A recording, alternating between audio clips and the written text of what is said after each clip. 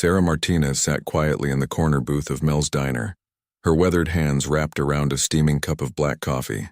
The morning sun filtered through the dusty windows, casting long shadows across the checkered floor. She wore a simple flannel shirt and worn jeans, nothing that would draw attention, but the small Navy SEAL trident pin on her jacket collar caught the eye of Officer Jake Thompson as he walked past her table. Thompson had been a police officer for 8 years, and he prided himself on spotting frauds and fakes. He'd seen plenty of wannabes wearing military gear they hadn't earned, and it always made his blood boil. His own brother had served 2 tours in Afghanistan, so stolen valor hit close to home. The sight of this middle-aged woman wearing what appeared to be a SEAL pin immediately raised his suspicions. "Excuse me, ma'am," Thompson said, approaching her table with his chest puffed out. "I couldn't help but notice your pin there. You mind telling me where you got it?" Sarah looked up slowly, her dark eyes meeting his with a calm, steady gaze. "It was earned," she said simply, taking another sip of her coffee. Thompson scoffed. "Right, and I'm the President of the United States. Ma'am, I'm going to need to see some identification, and I suggest you remove that pin right now. It's illegal to impersonate military personnel." The diner had gone quiet. Other customers turned to watch the confrontation unfolding. The waitress, Betty, who had been serving Sarah coffee every Tuesday morning for the past 6 months, looked concerned. She'd always found Sarah to be polite and respectful, if somewhat reserved. "Officer, I understand your concern," Sarah said, reaching slowly into her jacket pocket. "But I assure you I have every right to wear this pin." She pulled out a worn leather wallet and handed over her driver's license. Thompson examined the ID. Sarah Elena Martinez, age 47, address in the nearby suburbs. Nothing about it suggested military service, certainly not Navy SEAL service. "This doesn't prove anything," he said, handing it back. "Anyone can get fake military documents these days. The fact is, women aren't allowed in SEAL teams, period. So unless you've got some real proof, I'm placing you under arrest for stolen valor." Sarah remained completely calm, which only irritated Thompson more. Most people would be getting flustered by now, making excuses or trying to talk their way out of trouble. Her composure struck him as suspicious, like she was putting on an act. "I'm not resisting, officer," Sarah said quietly as Thompson moved to handcuff her. "But you might want to call your supervisor before you make this arrest official." "My supervisor?" Thompson laughed. "Lady, my supervisor is going to commend me for catching another fake hero. You people make me sick, pretending to be something you're not for attention or free drinks at bars." As the handcuffs clicked into place, Sarah winced slightly. Her left shoulder had been bothering her lately, an old injury that flared up in cold weather. Thompson noticed her discomfort and assumed it was just the shame of being caught in a lie. Betty, the waitress, approached cautiously. "Officer, I've known Sarah for months. She's never once bragged about military service or asked for any special treatment. She always pays her bill and tips well. Are you sure about this?" "Ma'am, please step back," Thompson said firmly. "This woman is impersonating a Navy SEAL, which is a federal crime. The evidence is right there on her jacket." Other customers began murmuring among themselves. Some seemed to support the officer's actions, nodding approvingly at his diligence in protecting military honor. Others looked uncertain, watching Sarah's dignified response to the situation with growing curiosity. As Thompson escorted Sarah toward the door, she turned back to Betty. "Could you please call Admiral Patricia Wells at the Naval Special Warfare Command? Tell her that Lightning got arrested at Mel's diner."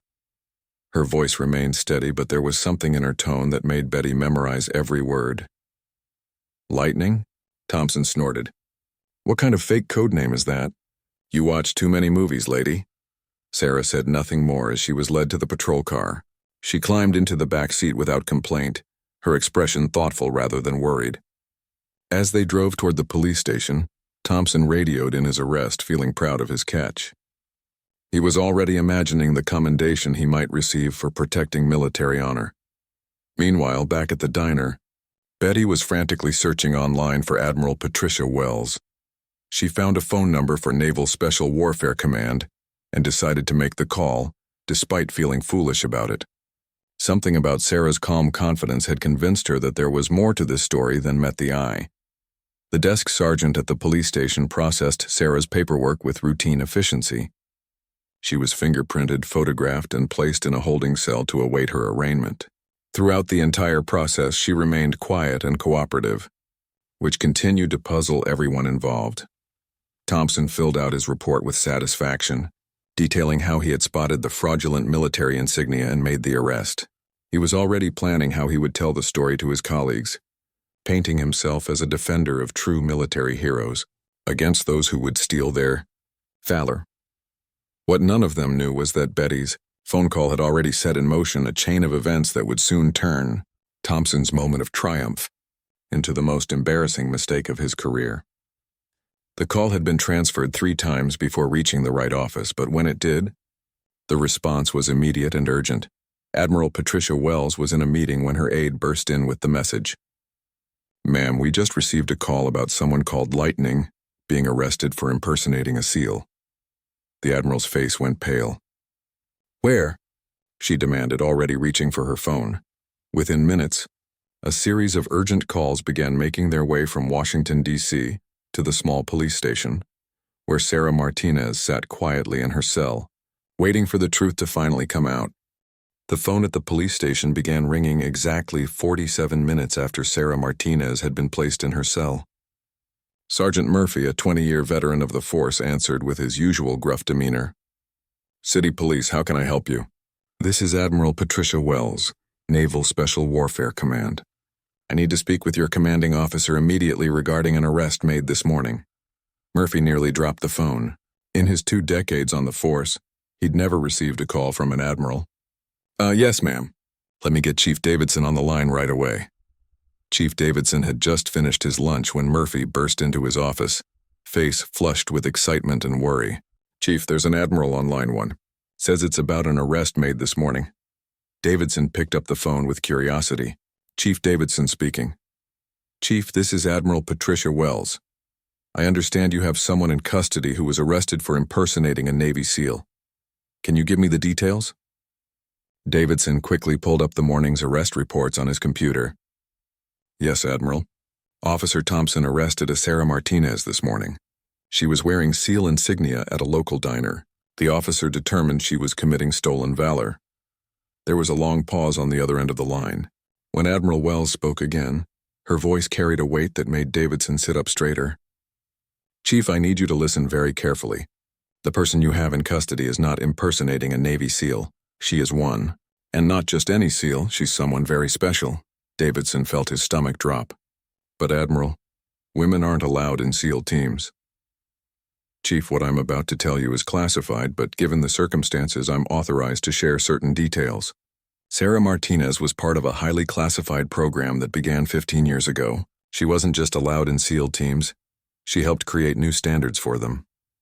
The chief's hands began to shake slightly as he took notes. "I don't understand, Admiral."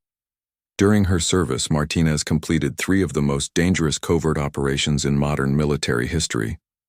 Her call sign was Lightning because she could strike fast and disappear without a trace. She saved the lives of over 200 soldiers and civilians during her deployments. "The woman in your jail is a legitimate American hero." Davidson was quiet, processing the information. Around the office, other officers had begun to gather, sensing something significant was happening. "The reason you won't find her military records in standard databases," Admiral Wells continued, "is because most of her service is still classified. What I can tell you is that she earned that trident pin through blood, sweat, and sacrifice that would break most people." "Why didn't she just tell Officer Thompson this?" Davidson asked. "Because, Chief, people like Martinez don't go around bragging about their service. Real heroes rarely do. They carry their honor quietly, and they sure as hell don't wave classified documents around in public to prove themselves to suspicious police officers." The chief rubbed his forehead, realizing the magnitude of the mistake that had been made. "Admiral, what do you need us to do?" "First, release her immediately with a full apology. Second, I want to speak with the officer who made the arrest, not to discipline him. His instincts about protecting military honor are actually commendable, but to help him understand what really happened." Here, Officer Thompson had been feeling pretty good about his morning, until Chief Davidson called him into his office. He walked in expecting praise for his vigilance, but the chief's expression told a different story. Several other officers were present, all looking uncomfortable. "Thompson, sit down," Chief Davidson said gravely. "We need to talk about your arrest this morning." The stolen valor case? What about it, Chief? I caught her red-handed.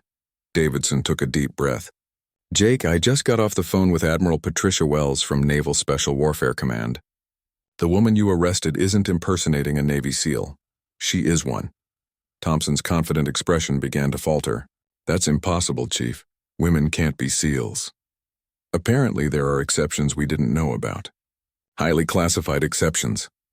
Davidson gestured to the phone. The Admiral wants to speak with you personally. Thompson's face went white as he picked up the phone with trembling hands. This is Officer Thompson. Officer Thompson, this is Admiral Wells.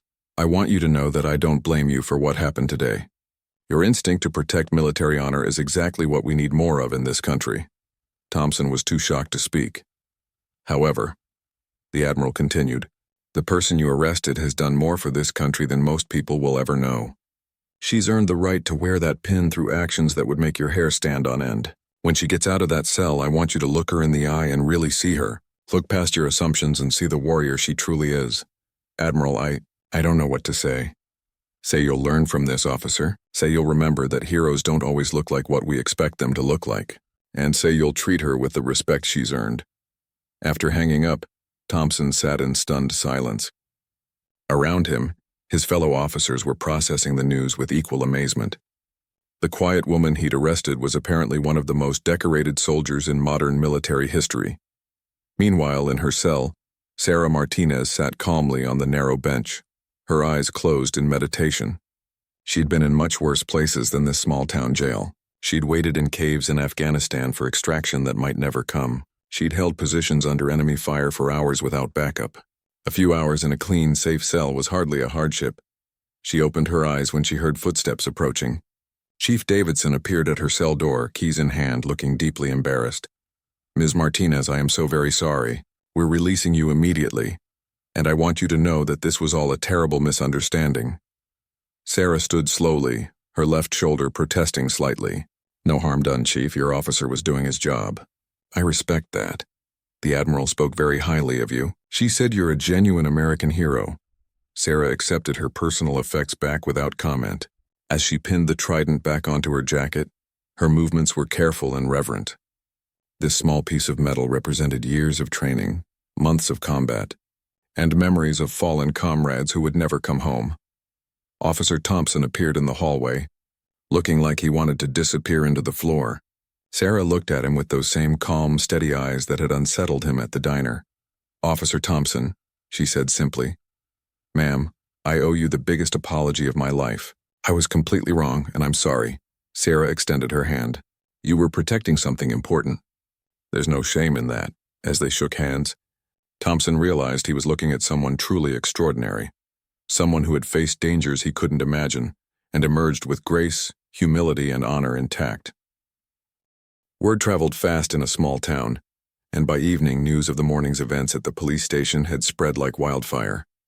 Betty from the diner called her sister, who called her neighbor, who called her book club friends. Soon, half the town knew that the quiet woman who drank coffee at Mel's diner every Tuesday was apparently some kind of secret military hero. Sarah Martinez returned to her modest two-bedroom house on Maple Street, hoping to retreat into the anonymity she had carefully cultivated over the past 2 years. She had moved to this quiet town specifically because nobody asked questions, nobody bothered her, and she could live peacefully with her memories and her ghosts. But peace was no longer an option. Her phone had been ringing non-stop since she walked through her front door. The caller ID showed numbers she didn't recognize along with several she did, former military contacts she hadn't spoken to in years. She let them all go to voicemail, but curiosity finally got the better of her. She pressed play on the first message. Sarah, it's Mike Rodriguez from Bravo team, just heard what happened. The whole community is talking about it. You can't hide anymore, Lightning. Call me back. The next message was from a reporter at the local newspaper, then another from someone claiming to be from a military history website, then another from a documentary filmmaker. Each call chipped away at the wall of privacy she had built around her new life. Meanwhile, at the police station, Chief Davidson was fielding his own flood of calls. The story had somehow reached military blogs and social media. Lightning Arrested was trending on Twitter, with people debating whether the whole thing was real or just another internet hoax. Officer Thompson sat at his desk, scrolling through comments about the incident. Some people called him an idiot for arresting a war hero. Others praised him for being vigilant about stolen valor. A few questioned whether the whole story was even true, since women weren't officially allowed in SEAL teams. "This is insane," Thompson muttered to Sergeant Murphy. "How did this get out so fast?" Murphy chuckled. "Kid, you arrested someone who apparently saved half the military at some point. Did you think that was going to stay quiet?" At the Pentagon, Admiral Patricia Wells was having an emergency meeting with several high-ranking officials. The exposure of Sarah Martinez's identity was creating ripples throughout the classified operations community. "We need to do damage control," said Colonel James Harrison, rubbing his temples. "If her identity is compromised, it could affect ongoing operations." Admiral Wells shook her head. "Sarah's been retired for 2 years. Her active operations are long over. But you're right about one thing. We need to get ahead of this story before it spins completely out of control." "What do you recommend?" "We tell the truth. As much of it as we can without compromising national security." Back in her living room, Sarah finally answered her phone when Admiral Wells's number appeared on the screen. "Patricia," Sarah said simply. "Lightning, I'm sorry about today. I know this isn't what you wanted." Sarah looked out her window and saw a news van pulling up to her curb. "Too late for what I wanted. What's the plan?" "We're going to have to brief the media. Give them enough truth to satisfy their curiosity without revealing operational details. You up for it?" Sarah watched as a reporter got out of the van and began setting up a camera on her lawn. "Do I have a choice?" "You always have a choice, Sarah. You've earned that right 100 times over. But if we don't control this narrative, someone else will, and they won't know what they're talking about." Sarah was quiet for a long moment, thinking. She had spent 2 years trying to blend in, trying to be normal, trying to forget the weight of the things she had done and seen. But maybe hiding wasn't the answer. Maybe it was time to own her story. "Okay," she said finally. "But we do this right. No glory-seeking, no Hollywood nonsense. Just the facts, agreed.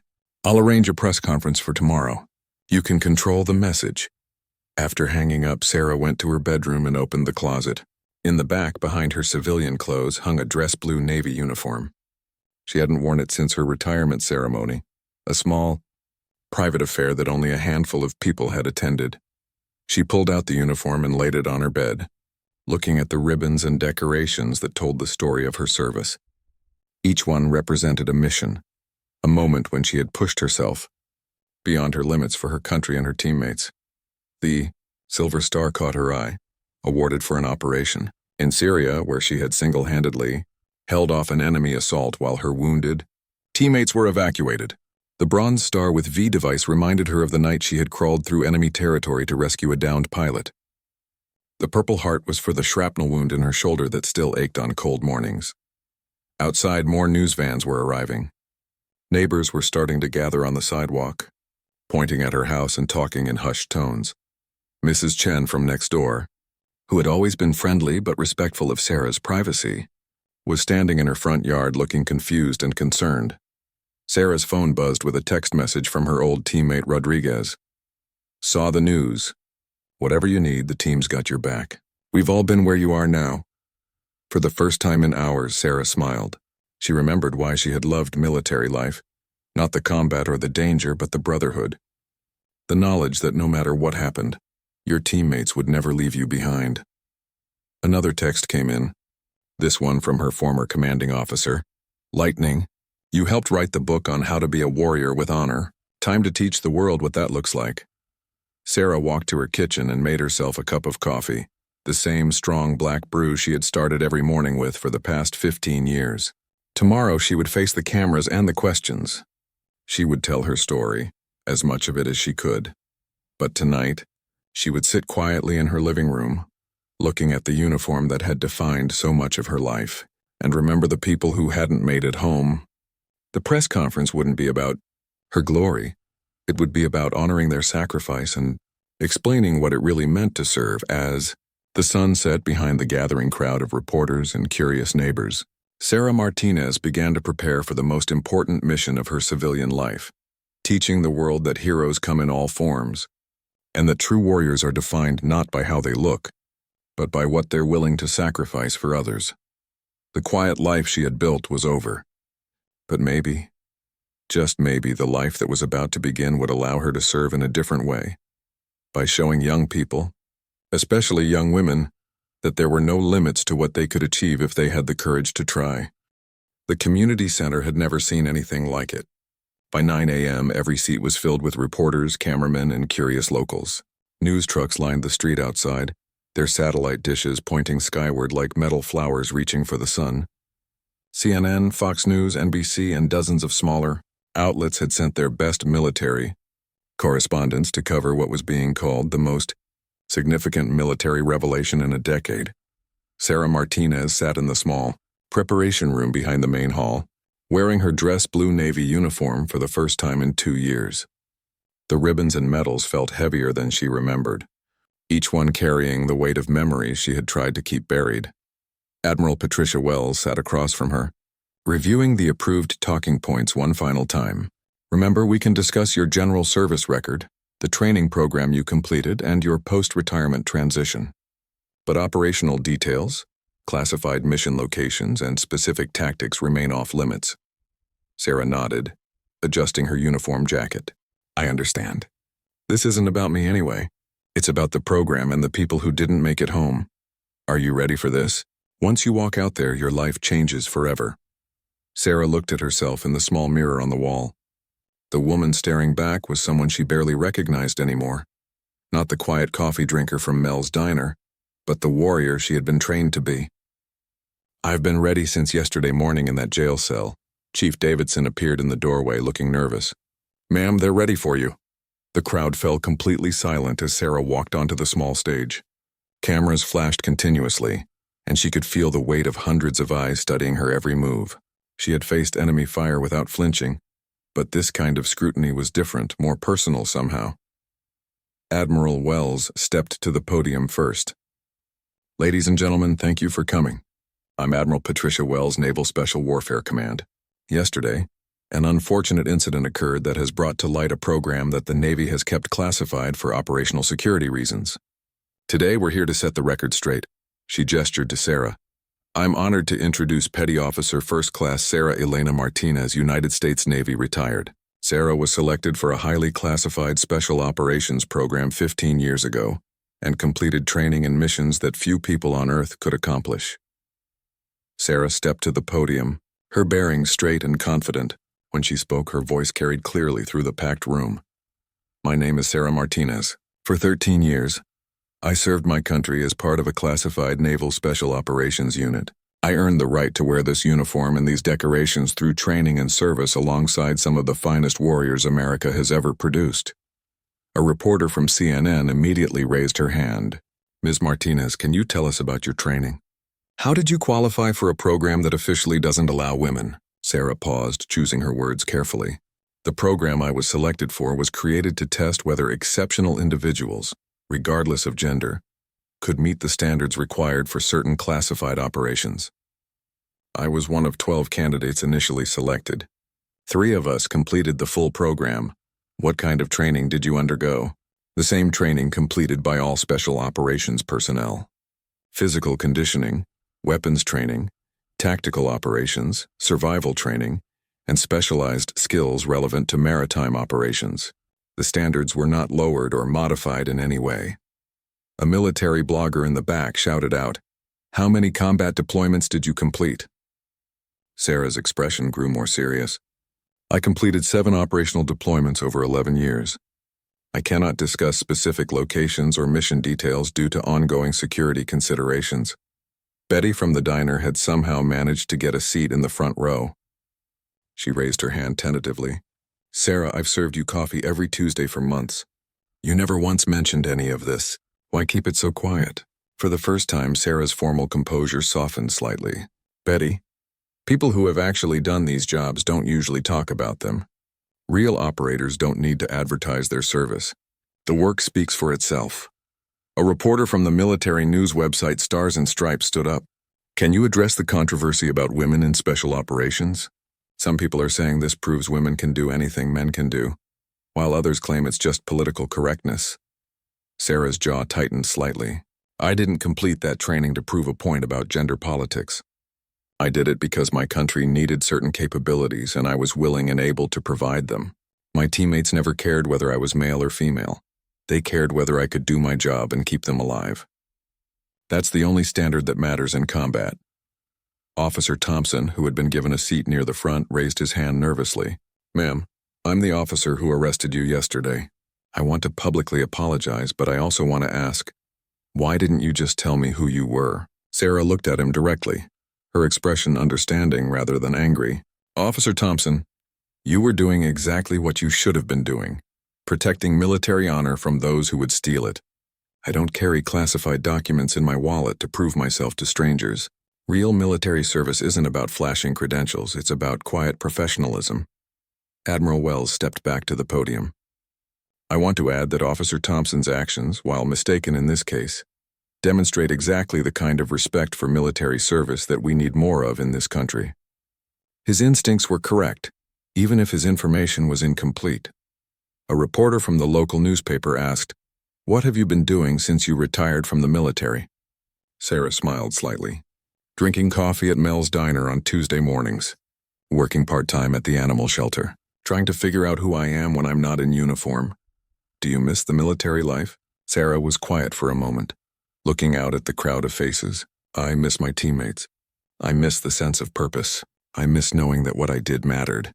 But I don't miss the constant danger or the weight of carrying secrets. What do you want people to understand about your service?" "I want people to understand that there are Americans serving in ways they'll never know about, in places they'll never hear about, doing things that ensure they can sleep safely at night. These people, my former teammates, don't do it for recognition or glory. They do it because someone has to." A young female reporter from a national network asked, "What would you say to young women who might be inspired by your story?" Sarah's expression grew intense. "I'd say that if you want something badly enough and you're willing to work harder than you've ever worked in your life, don't let anyone tell you what you can't do. But I'd also say that this isn't about breaking barriers or making statements. This is about being willing to sacrifice everything for something bigger than yourself." As the press conference continued, viewers across the country were watching a woman who embodied a different kind of heroism than they had expected. She wasn't flashy or boastful.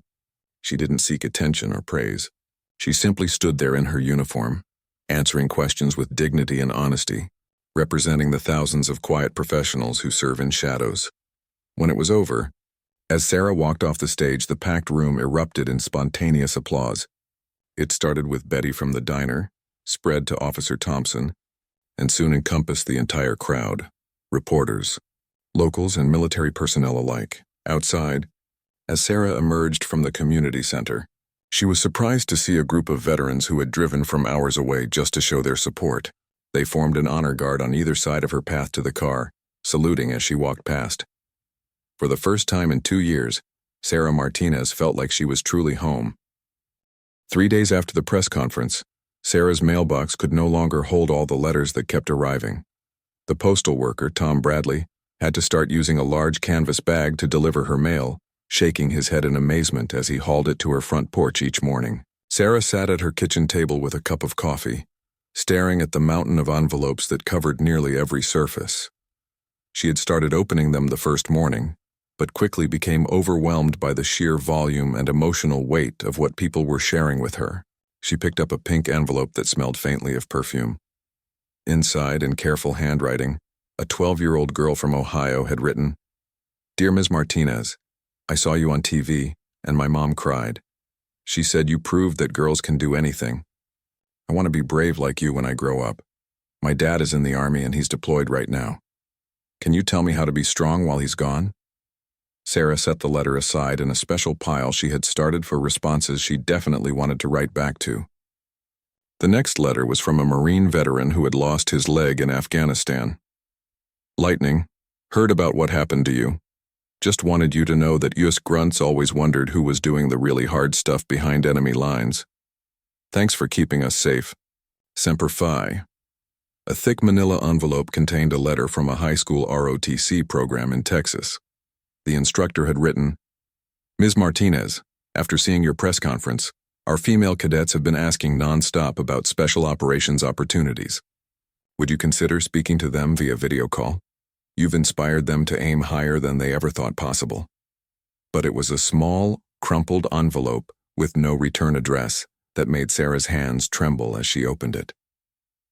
The handwriting was shaky, clearly written by someone elderly. Dear Sarah, I am 89 years old and my grandson was killed in Iraq 5 years ago. He was a Navy SEAL. I never understood what he did over there, but after watching you speak, I finally understand why he was so proud to wear that uniform. Thank you for helping an old woman understand her grandson's sacrifice. Sarah had to put the letter down and walk outside to her back porch, where she stood for several minutes taking deep breaths. The weight of what her story meant to people was becoming clear, and it was both humbling and terrifying. Her phone rang, interrupting her thoughts. The caller ID showed Admiral Wells's number. Patricia, Sarah answered. How are you holding up, Lightning? I heard about the mail situation. Sarah looked back through her kitchen window at the sea of letters. It's overwhelming. I didn't expect this kind of response. What kind of response were you expecting? I don't know. Maybe some curiosity. A few questions from military enthusiasts. Not this. Sarah gestured helplessly at the letters, even though the Admiral couldn't see her. Patricia, there are letters here from Gold Star families, from kids who want to serve their country, from women who say I've changed their life goals. I don't know how to handle this responsibility. Admiral Wells was quiet for a moment. Sarah, do you remember what you told me after your first combat mission, when you were questioning whether you belonged in the program? Not really. You said that you didn't think you deserved to wear the same uniform as the men who had died earning it. And I told you that the uniform doesn't make the person makes the uniform worthy of being worn. Sarah remembered the conversation now. She had been 28, terrified, and covered in someone else's blood after a mission had gone sideways. These people aren't writing to you because you're famous, Admiral Wells continued. They're writing because you represent something they need to believe in. You've shown them that ordinary people can do extraordinary things when they're called to serve something bigger than themselves. After hanging up, Sarah went back inside and picked up another letter. This one was from a female police officer in Detroit. Ms. Martinez, I've been trying to get accepted into our SWAT team for 3 years. Every time I test, they find reasons to disqualify me. After seeing your story, I'm not giving up. If you can earn a SEAL Trident, I can earn a spot on SWAT. The next letter was from a father in Colorado. My daughter is 17 and wants to join the Marines. I've been trying to talk her out of it because I was worried about what she might face as a woman in the military. Your press conference showed me that I should be encouraging her dreams, not limiting them. But not all the letters were positive. Sarah opened one that made her stomach clench. You're nothing but a publicity stunt.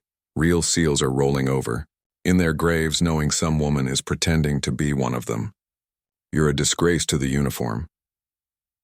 It was unsigned, of course. She set it aside without finishing it and opened the next one. This came from a group of Navy SEALs who had served during the same time period.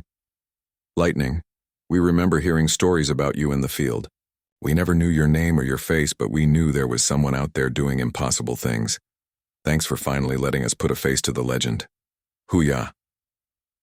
Officer Thompson appeared at her front door around noon, looking embarrassed but determined. Sarah invited him in, pouring him a cup of coffee without asking if he wanted one. I've been thinking about what happened, Thompson said, looking around at all the letters. And I realize I learned something important from you. What's that? That being a real protector means being willing to admit when you're wrong and learn from it. You could have made me look like a fool in front of those reporters, but you didn't. You protected my dignity even after I had failed to protect yours. Sarah nodded thoughtfully.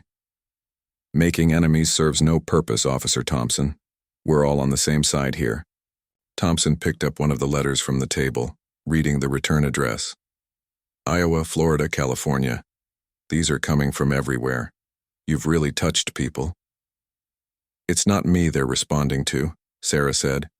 It's what I represent. Hope, maybe. The idea that their limitations might not be as real as they thought. Thompson set down his coffee cup and looked directly at her. Can I ask you something personal? What was the hardest part of your service? Sarah was quiet for a long moment, staring out the window. Coming home, she said finally. In the field, Everything made sense. You had a mission, you had teammates, you had a clear purpose. Back here, in the regular world, nothing felt real anymore. The things that worried other people seemed trivial after what I'd seen. Is that why you stayed quiet for so long? Partly. But also because talking about it felt like bragging. My teammates who didn't make it home don't get to tell their stories. It felt wrong to tell mine when theirs would never be heard. Thompson picked up another letter, this one from a military widow. Maybe telling your story helps tell theirs too. Maybe it helps people understand what all of you sacrificed. Later that afternoon, Sarah called the phone number from the letter written by the 12-year-old girl in Ohio. A woman answered on the second ring. Mrs. Patterson, this is Sarah Martinez. Your daughter Emma wrote me a letter. There was a gasp on the other end of the line. Oh my goodness. Emma is going to die when she finds out you called. She's been checking the mailbox every day hoping you'd write back. Is she available to talk? Emma, come here right now. You're not going to believe who's on the phone. A young voice came on the line, breathless with excitement. Is this really Ms. Martinez, the Navy SEAL lady? Sarah smiled, feeling a warmth she hadn't experienced in years. It's really me, Emma. I got your letter and I wanted to tell you how impressed I was with your thoughtful questions. My mom cried when she saw you on TV. She said you proved that girls can do anything boys can do. Your mom is right, but I want you to understand something important. I didn't do what I did to prove anything about girls versus boys. I did it because I wanted to serve my country, and I was willing to work as hard as necessary to earn that privilege. How do I become strong like you while my dad is deployed? Sarah's voice softened. You become strong by taking care of your mom, by doing well in school, and by remembering that your dad is fighting for something important. Every day you handle his absence with courage, you're being strong. Strength isn't about muscles or fighting. It's about doing what's right even when it's hard. Will you write me back if I send you another letter? Emma, I'll make you a deal. If you promise to study hard and be kind to people, I'll write you back every time. After hanging up, Sarah looked at the pile of letters with new eyes. Each one represented a person who needed something from her. Inspiration, validation, hope, or just the knowledge that someone understood their struggles.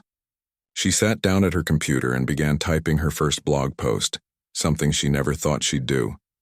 If people needed to hear her story, she would tell it properly, on her own terms.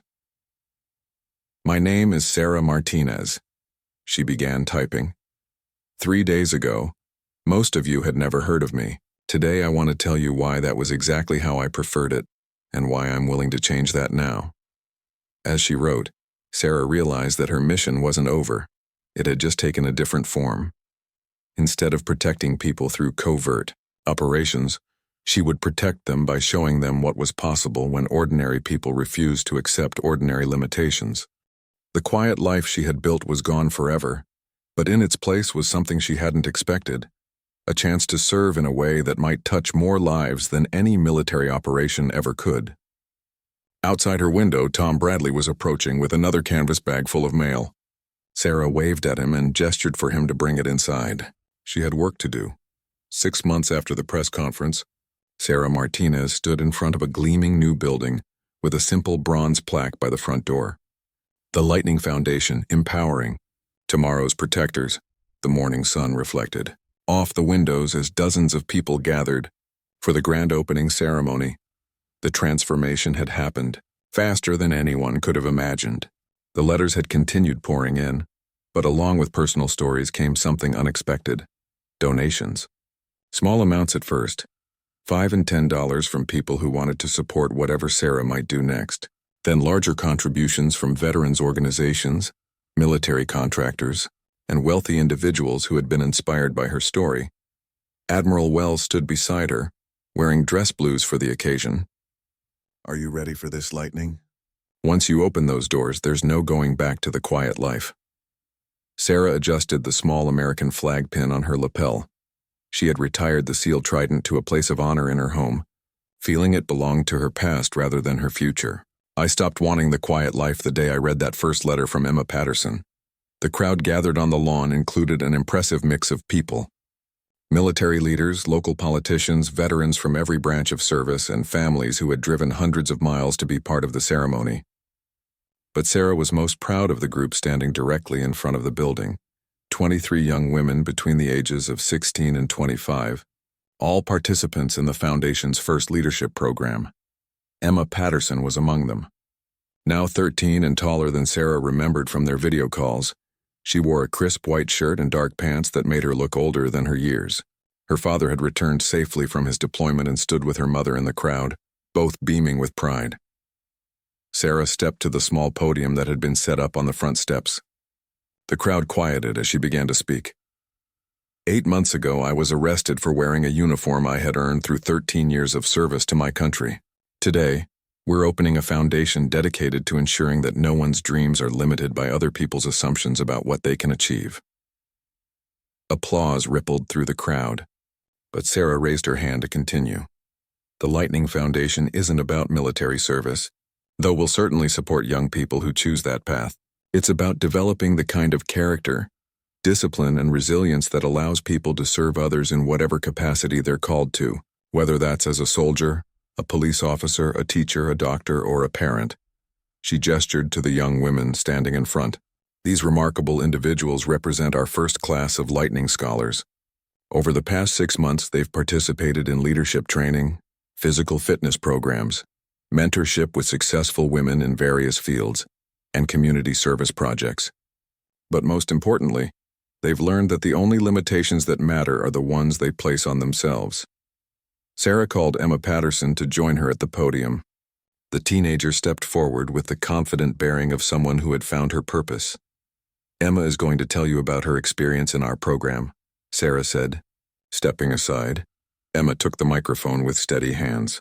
6 months ago, I was a scared kid whose dad was deployed and who didn't think she was strong enough to handle it. Ms. Martinez taught me that strength isn't about not being scared. It's about doing what needs to be done even when you are scared. She turned to look at Sarah. Through this program, I've learned wilderness survival, leadership skills, and how to set goals that seem impossible and then achieve them anyway. But more than that, I've learned that I have a responsibility to help other people discover their own strength. Emma handed the microphone back to Sarah and returned to her group. Several of the foundation donors wiped away tears as they watched the transformation in the young woman who had started as a frightened 12-year-old writing letters to a stranger. Officer Thompson, now promoted to Detective Thompson, stepped forward carrying a ceremonial key to the building. Ms. Martinez, on behalf of the law enforcement community, I want to present you with this key and our promise to support your mission. You taught us that real protection means helping people discover their own power, not just solving their problems for them. Sarah accepted the key with a smile. Thank you, Detective Thompson. You've become one of our strongest supporters, and I'm grateful for your partnership. As she inserted the key into the lock and opened the front door, the crowd followed her inside to see the culmination of months of planning and construction. The building housed a state-of-the-art fitness center, classrooms equipped with the latest technology, a library filled with books on leadership and service, and offices for the staff of former military, personnel, and educators who had joined Sarah's mission. But the centerpiece of the building was the wall of service, a long corridor lined with photographs and stories of ordinary people doing extraordinary things.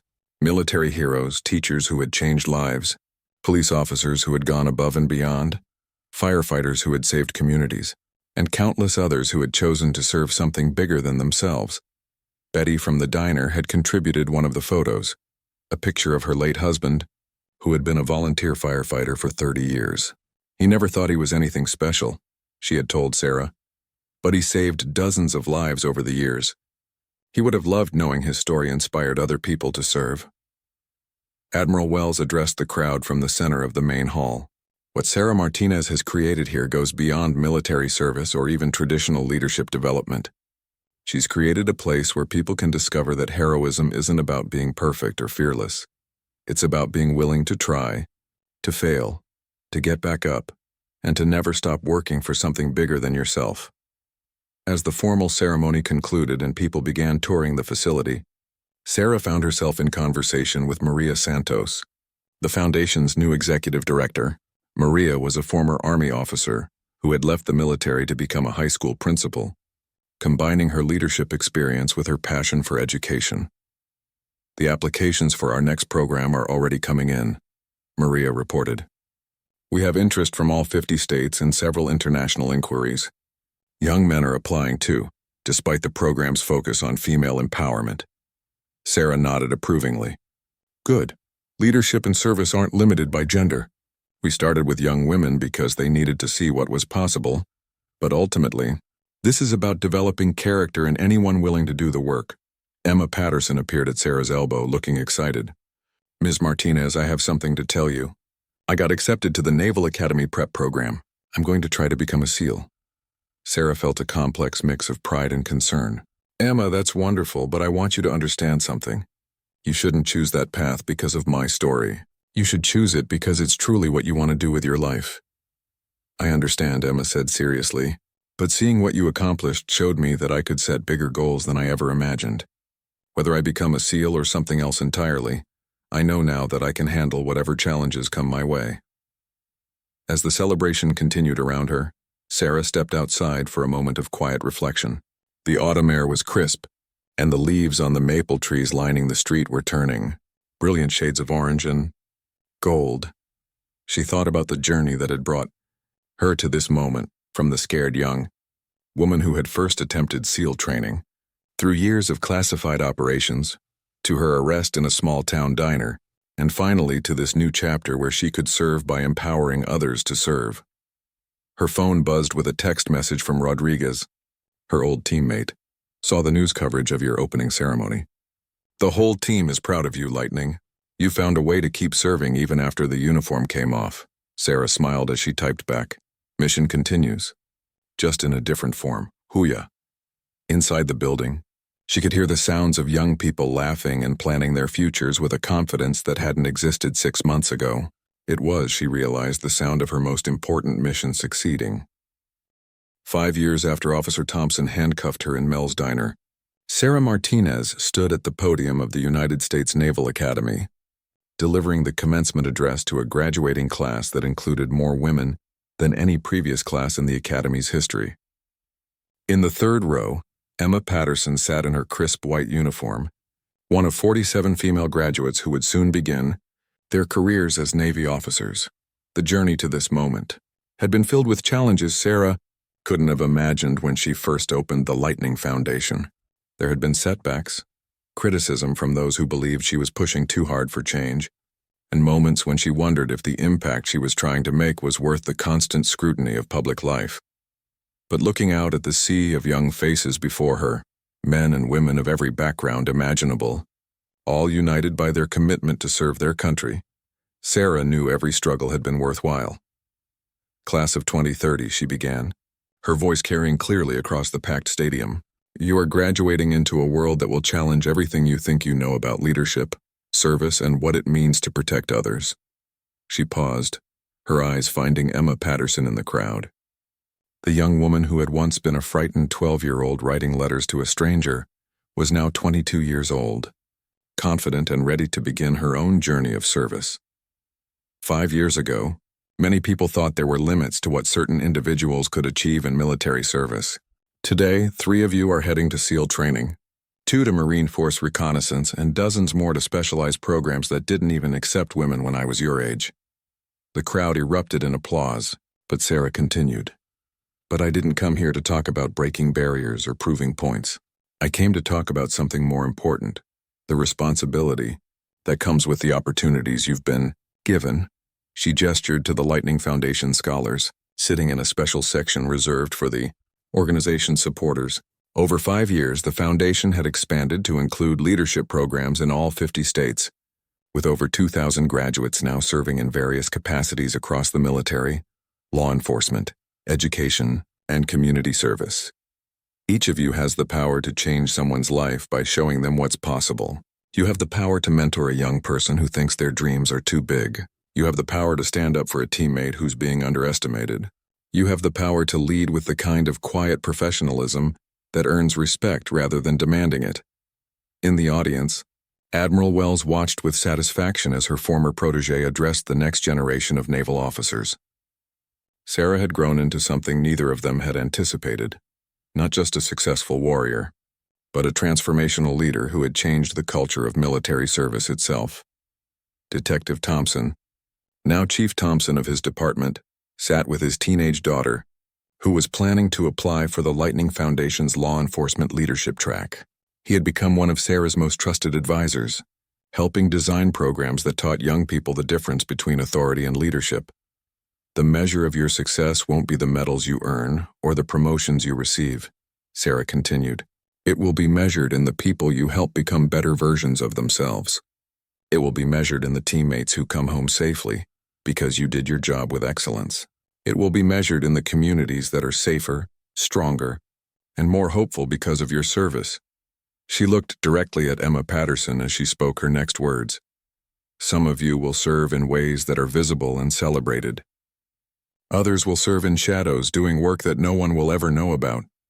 Both paths require the same thing, a willingness to put the mission and your teammates ahead of your own comfort, recognition or safety. After the ceremony, as graduates took photos with their families and began the celebrations that would mark their transition, from midshipmen to officers, Emma approached Sarah with her parents in tow. "Ms. Martinez," Emma said, her voice thick with emotion, "I wanted you to know that I start SEAL training next month." Sarah felt a familiar mix of pride and concern. "How do you feel about it?" "Terrified," Emma admitted with a laugh, "but also more ready than I've ever been for anything in my life. The Lightning Foundation didn't just teach me skills. It taught me that I could handle being afraid and still perform at my best." Emma's father, who had returned safely from multiple deployments over the years, extended his hand to Sarah. "I can never thank you enough for what you did for our family. You turned my daughter into a leader, but more than that, you taught all of us what it means to serve with purpose." Later that evening, Sarah found herself back at Mel's Diner, sitting in the same corner booth where her life had changed 5 years earlier. Betty, now in her 70s but still pouring coffee with steady hands, sat across from her. "Hard to believe it all started here," Betty said, refilling Sarah's cup without being asked. "Sometimes I wonder what would have happened if Officer Thompson hadn't arrested me that day," Sarah mused. Betty chuckled. "Honey, knowing you like I do now, you would have found some other way to start changing the world. That arrest just gave you a platform to do it from." Sarah's phone buzzed with messages from Lightning Foundation graduates around the world. A former scholar was being promoted to police captain in Chicago. Another had just graduated medical school and was beginning her residency at a military hospital. 2 more were serving as teachers in underserved communities, carrying forward the Foundation's message that true leadership means lifting others up. But the message that meant the most came from Rodriguez, her old SEAL teammate who was now retired and working as an instructor at the Naval Special Warfare Training Center. "Lightning, just wanted you to know that the first female SEAL graduated from training today. She credited you as her inspiration during the ceremony.